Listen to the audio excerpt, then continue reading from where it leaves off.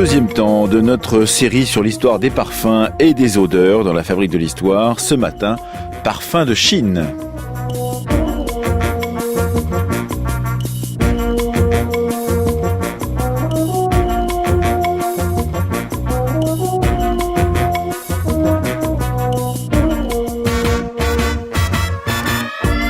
Après nous être intéressés hier aux parfums antiques et à la question complexe de la minoration de l'odorat dans notre propre histoire, et avant demain d'approcher le métier de parfumeur, nous allons ce matin parcourir l'exposition Parfums de Chine, la culture de l'encens au temps des empereurs qui vient de commencer au musée Tchernouski de Paris.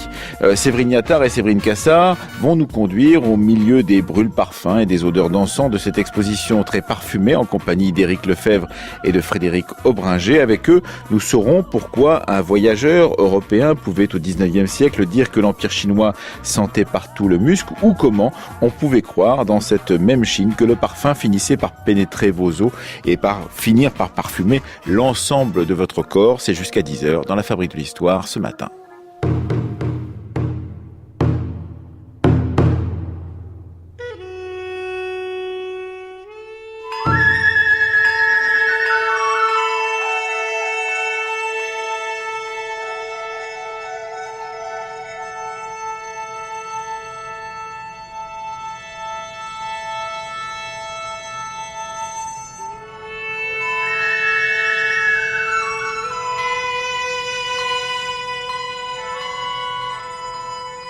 Nous sommes au musée Tchernouski, donc le musée des arts de l'Asie, de la ville de Paris, tout proche du parc Monceau, pour évoquer une exposition sur la culture de l'encens, au temps des empereurs, une exposition donc qui s'intitule Parfums de Chine. Alors il est peu de domaines de la culture chinoise qui ne soient concernés par les produits aromatiques et les parfums, qu'il s'agisse à la fois des domaines du sacré, des rites, de l'art thérapeutique, médicinal, du quotidien, des lettrés, de la vie de la cour impériale, de la poésie ou de l'expression picturale. Parfums et odeurs sont donc présents et cette exposition nous propose un parcours historique, olfactif, qui montre combien finalement ces pratiques liées au parfum évoluent aussi au cours du temps. Donc précisons aussi que le parfum appartient au patrimoine immatériel et donc on peut se demander comment évoquer justement cette culture de l'encens lorsqu'il s'agit de patrimoine immatériel. Donc nous allons parcourir cette exposition. Il y a de nombreux brûle-parfums dont les formes, les matériaux varient, en bronze, en terre cuite, en porcelaine, en bois de bambou, en jade, mais aussi d'autres objets qui sont liés donc à cette culture, des boîtes, des ustensiles, des vases, des tablettes. Et puis cette culture évidemment est représentée à travers la fiction, qu'elle soit littéraire ou qu'elle soit iconographique. Et donc, le public est aussi invité à vivre une expérience olfactive à travers des bornes qui reconstituent les parfums de l'époque, avec la complicité de François Demachy, qui est créateur parfumeur chez Dior. Et nous sommes donc avec Éric Lefebvre, qui est directeur du musée Tchernouski, et puis commissaire de cette exposition, bien sûr, et puis Frédéric Aubringer, qui est responsable du laboratoire Chine-Japon-Corée au CNRS. Donc Éric Lefebvre, peut-être pour commencer. Alors nous sommes dans la première partie de cette exposition qui est chronologique. Vous avez décidé donc d'abord de nous présenter une chronologie des dynasties de la Chine impériale et puis déjà commencer par nous montrer ces parfums, ces matériaux à parfumer. Oui, nous avons choisi de présenter aux visiteurs une grande fresque qui correspond à l'histoire du parfum pendant la période impériale, qui commence donc au IIIe siècle avant Jésus-Christ, par l'unification du territoire chinois par le premier empereur, Qin Shi Huangdi, et qui se termine au tout début du XXe siècle, lorsque la République chinoise est proclamée. Nous avons donc un long parcours, plus de 2000 ans d'histoire du parfum, qui sont ici scindés en 4 grandes parties, qui correspondent aussi à ces âges successifs de l'art du parfum.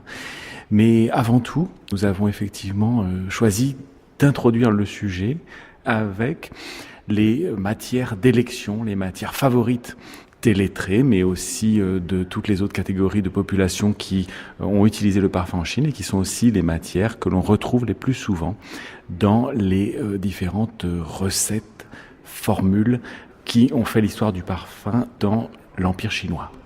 Alors Frédéric Aubringer, l'exposition débute avec des extraits de ces parfums, la myrte, la Pistacia terebinthus, enfin en tous les cas on voit on voit ces ingrédients dans des petites coupelles. Oui, en effet, on a tenu à montrer, dès le départ, tous ces ingrédients. Alors, en effet, comme vous disiez, on rencontre des sources de parfums qui sont bien connues, pas simplement en Chine. Le benjoin, le Liban, qu'on appelle aussi l'encens, qui vient du Yémen, le camphre, le patchouli, l'ambre gris, le clou de girofle, le bois d'aigle, qui est maintenant connu sous le nom de oud et qui vient d'un arbre qui appartient au genre des Aquilaria. Alors le bois d'aigle vient en effet d'un arbre qui, quand il est attaqué, quand il est malade, produit une résine incroyablement parfumée. Et ça a été vraiment l'ingrédient favori, fétiche de tous les lettrés, par exemple. Et j'avais trouvé une anecdote, c'est un empereur des Sui, juste avant la dynastie des Tang, donc au VIe siècle. Et lui, il est connu pour être un tout petit peu excentrique, disons. Et il faisait venir sur une colline énormément de ce bois d'aigle, il mettait le feu et puis il était content devant ce spectacle avec cette odeur qui était à des dizaines de kilomètres autour de ce feu. Voilà. Alors, Éric Lefebvre, donc, on débute au IIIe siècle avant Jésus-Christ, mais la révolution olfactive, elle s'effectue plutôt la dynastie suivante, notamment parce que ces matériaux dont on vient de parler proviennent parfois de l'extérieur. Et la question de la circulation de ces matières premières est très importante dans la mise en place et dans l'usage de cette culture du parfum. On s'aperçoit effectivement qu'il y a une grande différence entre ce qu'on connaît, ce qu'on subodore du paysage olfactif au premier millénaire et ce qui se passe sous les Han, en particulier au deuxième et au premier siècle avant Jésus-Christ, au moment où justement, grâce à un empire déjà unifié qui va se prolonger considérablement du côté de l'Asie centrale à la faveur des conquêtes Han de cette époque, justement en particulier par l'établissement de routes intercontinentales, qu'on a appelées plus tard les routes de la soie, et qui comprennent aussi les routes maritimes vers l'Asie du Sud-Est, qui sont très importantes pour l'histoire du parfum. Donc effectivement, on se trouve dès cette première salle qui présente la culture du parfum et de l'encens à l'époque des Han, on se trouve tout de suite dans un monde où les échanges dominent, avec des matières qui proviennent de fort loin, qui sont du point de vue chinois des matières naturellement exotiques, le bois de santal ou l'encens par exemple, qui sont particulièrement appréciés à la cour de l'empereur des Han à cette époque.